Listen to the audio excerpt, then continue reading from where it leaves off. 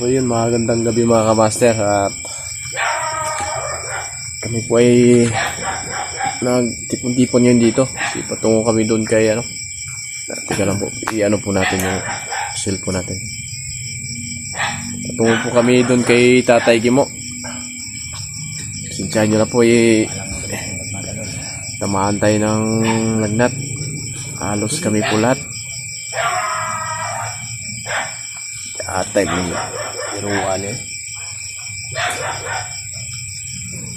So yung mga kamaster, patungo pa kami doon kay Tatay Gimo.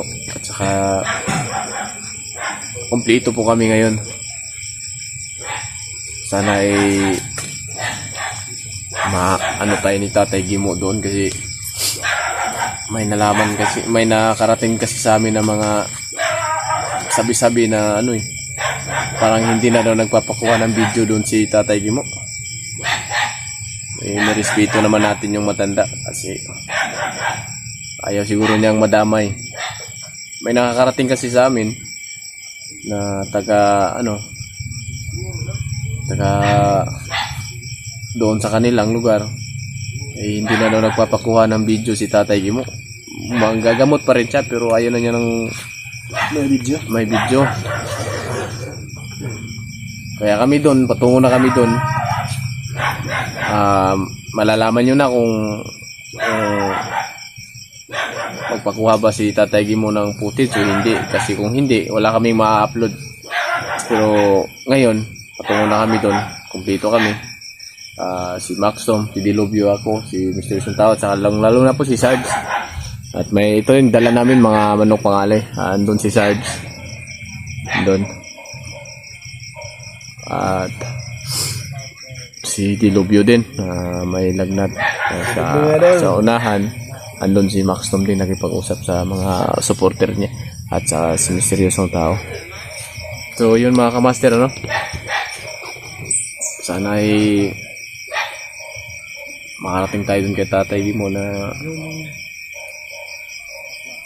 matiwasay, walang mangyari sa atin, dahil grabing ulan dito mga kamaster.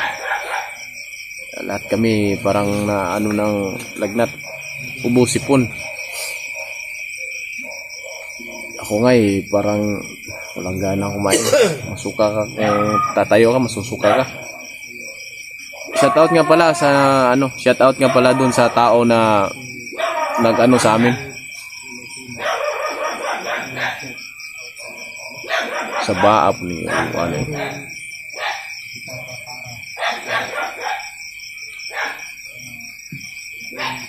Shoutout nga pala dun sa tao na nagsabi na si Tatay Gimo ay hindi na daw magpapakuha ng footage o anong katibayan na mga video. Sila mga kamaster, lalaman din natin nung anong katotohanan. Wala kaming ma-upload. Yun ay totoo talaga na hindi nagpapakuha ng video si Tatay Gimo. Baka ngayon lang, siguro baka nag-ano lang siguro si Tatay Gimo. Ay siguro niyang madamay o ano. Respeto din natin yan. Sa sunod natin balik, baka makakuha natin na siya ng footage. Ganun pa rin yung dinadala namin. Syuktong, yung mga manok, itlog, mga ganyan pa rin. Pangalay tayo. Ngayon lang parang patungo na kami dun, hindi lang namin tilagay. So yung dala namin mga master.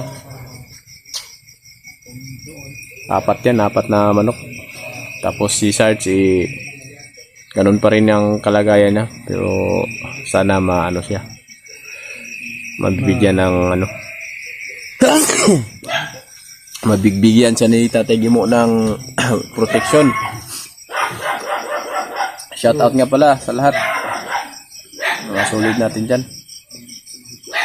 At kay Tita Ching, shoutout po sa'yo. Ate Ching, thank you. Thank you, Ate Ching. Ampunin mo na ako. May lagnat ako. Trangkaso. Lagnat yan sila mga idol.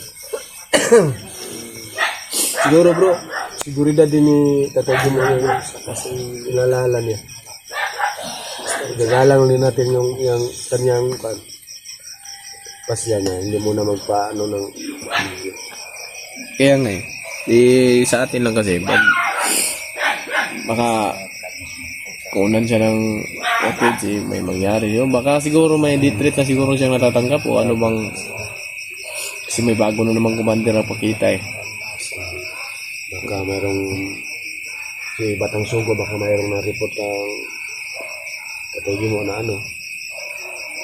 Kasi palagay ko si Batang Sugo, lagi ng mga sibyan sa atin. Malaking pinagbago mo. Bakit? Masyado kang guwapo. What? Yun, sa lahat nga pala sa nag-comment kung kumusta na si ano, kumusta na si Sarge. Ito si Sarge ngayon dito, pero hindi pa talaga natin masyadong makausap. Siguro after na madala natin sa Katataygi mo, baka babalik siya sa normal na ano talaga. Kasi alam naman natin, di ba, pag galing doon sa bundok, pag may minan nilagay sa katawan, hindi pa natin talaga makakausap ng gusto. Sakit pa minsan yung ulo niya. Pero at least kasama natin siya ngayon. At yun, patungo na kami dun Katataygi mo. At sa lahat na nag-aabang kung ano mangyayari doon pagpunta namin kay Katataygi mo, manghihingi kami ng pasensya o tawad dahil nandito pa kami sa baba.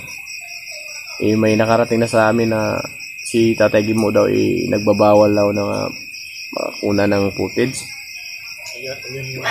May impormasyon. Baka ngayon lang siguro o baka nag-ano lang si Tataygi mo. Malalaman natin pagdating doon. May na mo na pangalan. Yan yung inano ko, Brad. Baka kasi hindi naman ganyan si Tataygi mo, diba? Baka si Tataygi mo may mga bagong natanggap siguro na panganib sa kanya. Kaya kung ano man yung napagpasyahan ni Tataygi mo na hindi siya magpakuha ng footage, igalang po natin yun. Respeto. I-respeto po natin yun. At saka malalaman nyo naman po mga kamaster kung may makakuha ba kami ng footage o hindi. Dahil mag-upload naman po kami. Pero pag wala kami i-upload na nanggaling na kami doon, ibig sabihin ay bawal po talagang kumuha ng footage. Pero sa ngayon po talaga patungo na kami doon. Tulad ng sabi ko sa inyo. Yun, hindi lang kami. At si Sarge. At sana gabayan tayo lagi ng Panginoon sa paglakbay natin ngayong gabi. Dahil may ano dito kasi mga kamaster, bugso-bugso yung ulan ba. Kami halos may ano kami sa ulo, trangkaso. Grabe. Lagnat ko. Yung sa akin, dalawang ulo. Sakit. Dalawang ulo? Grabe no. Ito lang yung isa. Yung isa lang yung may ano talaga. Iba na yun. Maraming salamat sa mga solid natin dyan na Tingnan ko si nag-request. Seryoso tumatawa. Kasi totoo naman yun. Dalawang ulo yung sumasakit. So yun, may linawin lang ako mga kamaster, may nabasa kasi ako dun sa last live ko na pinagsabihan yata ako na ganyan, pero tanggap ko naman yun dahil opinion niya yun Pero sa hindi ko natanggap lang yung sabi niya na matapos daw kami tinulungan ni Eugene, Hindi naliwala. ngayon daw na nangangailangan daw si Eugene dahil laging nagpo-post ng mga ganyan na binaliwala daw namin. So yun, linawan ko lang mga kamaster, hindi po ano yan, yung problema ni Eugene, hindi po about sa commander o ganyan. Yan bro. Personal po yan mga kamaster personal po. Bawal po kaming may masok dyan kasi personal po yan. Ano na lang po kayo, nakikisyoso na lang po kayo sa mga social media, pero kami po hindi tulad ko, hindi ko pwedeng mag-voice out na galing po sa akin. Kaya Dol, sa nag-comment na binaliwala namin yung kaibigan namin na laging nagpo-post ng ganyan, sana matulungan na, tapos tinulungan daw kami ni Eugene. Matagal na nakuha yung asawa niya O kaya nga, Dol, matagal na pong nakuha yung asawa at anak niya, at yung dinadaanan niya, nagpo-post siya ng mga ganyan ngayon sa social media, bawal po kaming mahimasok dyan, Idol, kasi personal yan. personal life niya yun Hindi po kami pwedeng Kaibigan natin yan, pero privacy niya yun. hindi po kami sa pamilya niya yun. Kahit yung mga post niya bro, basahin dapat kung friend niya, Mm. na makita niya yan dun sa FB. Hindi po yan about sa exploration, idol. Hindi po yan about sa exploration. I-ano ko lang i-ano lang namin, ha. Linawin lang namin kasi yung iba na bumibitaw ng mga ganyan na kami daw nila Max Tom, nila Misteryoso, kami daw nila pinabaya noon daw tinulungan daw kami ni Eugene. Tapos ngayon daw si Eugene daw nangangailangan namin, binaliwala daw namin. Ganito po yan, idol, ha. Hindi po kami pwedeng mahimasok doon sa problema ni Tol Eugene ngayon kasi personal po yun. Hindi po yun about sa exploration o sa anumang mga nangyayari sa bundok o sa mga Hindi po. Family trouble o something. Basta hindi po kami pwedeng manghimasok.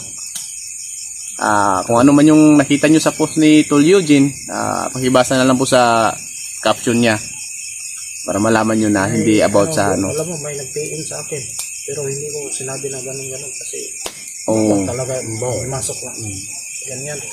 Sa akin mayroon din eh. Kaya nga ano daw tayo Pinabayaan lang.